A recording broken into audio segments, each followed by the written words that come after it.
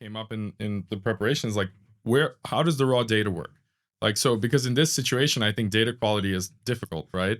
It's such like a fuzzy, right? It's fuzzy and history is fuzzy, how big, it's a classic thing, like how big was the army of Alexander? It's like, the error bar is like this wide, right? So how do you collect data? What's the strategy? Like, how do you do this in a data-driven way? Even before you start doing models, how do you actually collect the raw data? Yeah, well, first of all, keep in mind that we are talking about many orders of magnitude. So the scale of armies, for example, or scale of states, their territories, populations, they've increased by about 7 orders of magnitude, 10 million fold from over the last 10,000 years. That's like starting with what would you call like the first like hunter-gatherer bands, okay. right? So which is typical one is around 50 people. Now we have 2 states that have more than 1 billion people. All right, so that's that means that even let's say the army of Alexander was it 200 or 300,000 or was it 100,000? Even let's say 100, 200, that's 50% error. Right. Well, but if you when you take logarithms, you will see it's nothing compared to the 7 orders of magnitude. So it's a half of an order of magnitude, roughly speaking. So that's one thing. Second thing is that we use proxies a lot. Proxies are you want to know something. All right, and you don't have a direct way of measuring it, but you can find another variable that you actually can directly measure. So, for example, since we talk about Russia, so in Novgorod, which is one of the oldest cities in Russia, there's been great excavations there. And between the 10th century and 16th century, what happened there? It's very cold and humid environment, right? So there is raining a lot. So people didn't want to work in the mud all the time. So they created from big, huge wooden slabs. They created the pavement. Right. Unfortunately, because of what's known as anthropogenic garbage, right, the soil rises, and so after 20 years or so, the mud flowed over that. So what they did, they put another one on top of that, and they did it like 28 times actually. Wow. Right. So we actually can slices of Novgorod. Yeah. So we actually look at dendrochronologically date all those layers. So you have 28 time periods. And we can see how much stuff is deposited, how many shoes people throw away. And you see 2 nice cycles. So clearly, since most people have only 2 legs, right, the number of shoes, discarded shoes, has some relationship to how many people there were. Right, and of course, you don't only use shoes, we look at other indicators. And so that way, we can actually get pretty good estimates of how population dynamics went in that part of the world. So this is a proxy. Number of shoes is a proxy, discarded shoes that you find in the layer is a proxy for the population size.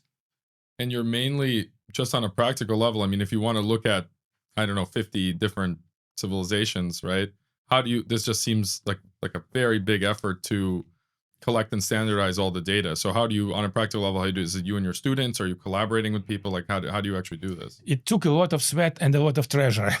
Okay. So I think by now we spent like $7 or $8 million since 2011, and we hired tens of researchers, and we have I think more than 200 of historians who collaborate with us. So briefly, the way it works, and by the way, as a result of AI, we are increasing our efficiency dramatically. But before we talk about that, if you guys want to talk about it, so how we did it in the pre-LLM day. So we would have, first we start with a workshop which involves actual historians, social scientists, modelers, right? Where we want to clarify what are the variables we want to collect data on, because we are theory driven. We want to test theories. So we want to test theories that predict something.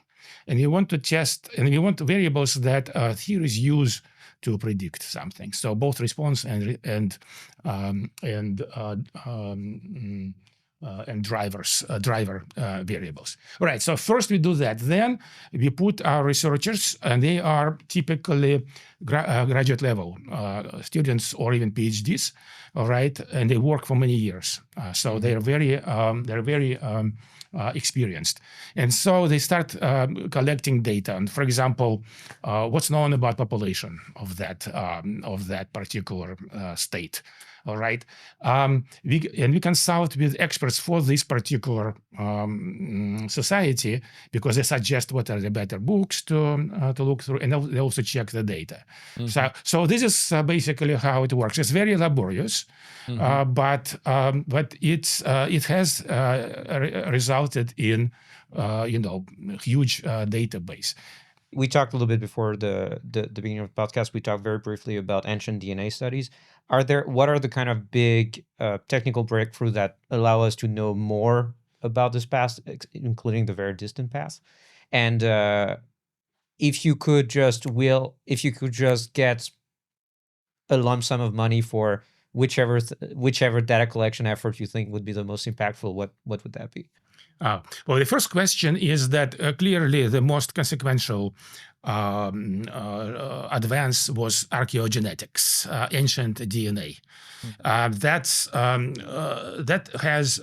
can be used in a variety of ways. For example, there is a way actually to estimate population numbers by looking at aDNA data, at least the breeding population, right? But of course, most importantly, we have now resolved a huge number of issues like the origins of Indo-Europeans and so on and so forth.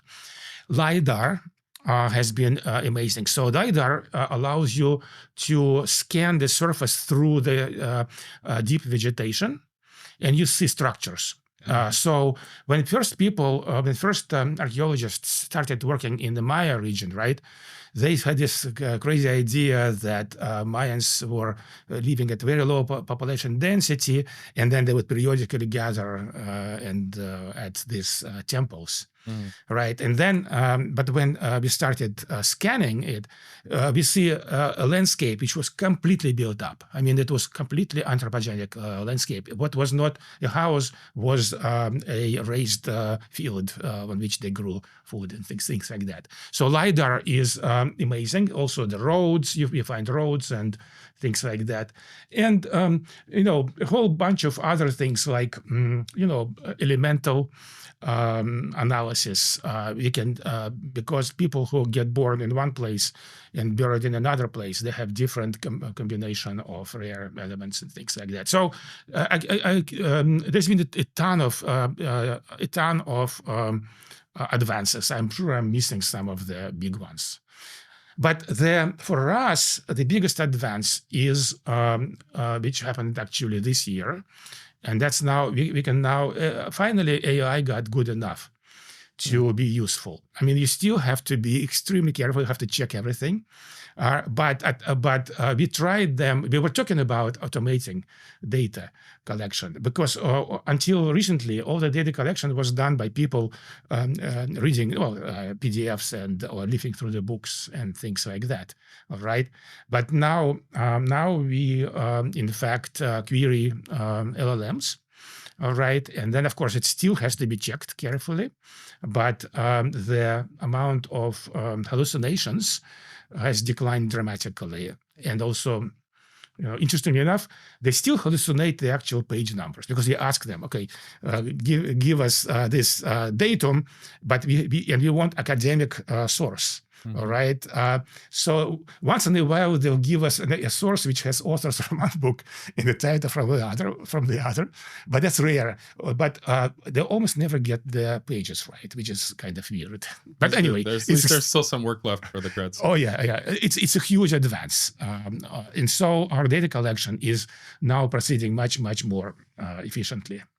how did you get into this? So what's your kind of just a little bit about your life history and how did you decide to work on this? What got you interested? Was it literally reading Asimov? Like, I'm just curious, like, how did you? No, Asimov, I read Asimov, but no, I was here in 1997, got a tenure promotion, and I was thinking, what should I do next? And that And this was working. You were previously working in ecology. Yeah.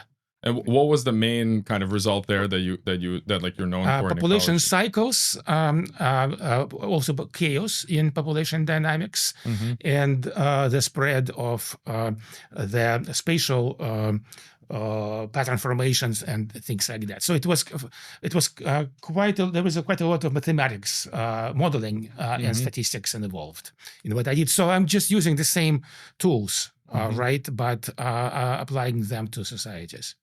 And what was kind of the first idea? Like, what was the genesis of the idea to work on history? Like, I was sort of thinking of people like Lotka and Valterra, Vita Valterra, and Alfred Lotka, who proposed 100 years ago precisely models, mathematical models of population cycles that turned out to be extremely productive, even though wrong.